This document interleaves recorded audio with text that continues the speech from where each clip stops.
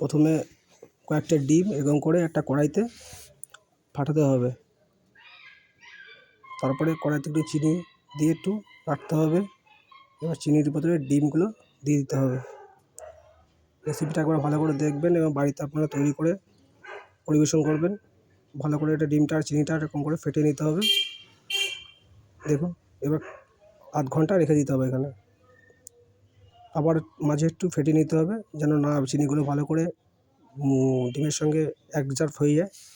তারপরে কড়াইতে একটু গরম ঘি দিতে হবে। তারপরে এলাচ, তারপরে বেসন দিয়ে ভালো করে ওটা ফেটাতে হবে। অনেকক্ষণ ধরে ফেটাতে হবে। গরম তাওয়ার উপরে তারপর আরেকটু ঘি দিতে হবে।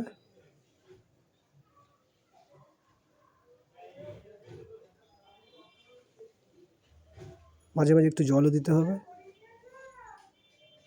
ভালো করে ফেটাতে হবে। তারপরে ওই ফেটানো ডিমটা চিনিটা মিশ্রণটা এরপর দিয়ে দিতে হবে। আবার একটু ভালো করে ফেটাতে হবে।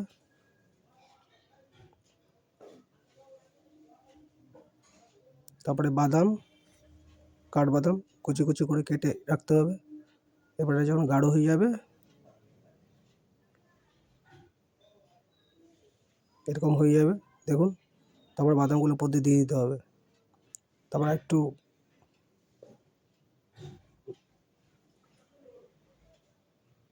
ময়দা উপর দিয়ে দিতে হবে। এরকম শুকনো হয়ে গেলে একটা ডিশের পরে এরকম করে রেখে ভালো করে উপর দিয়ে আবার একটু বাদাম দিয়ে দিতে হবে।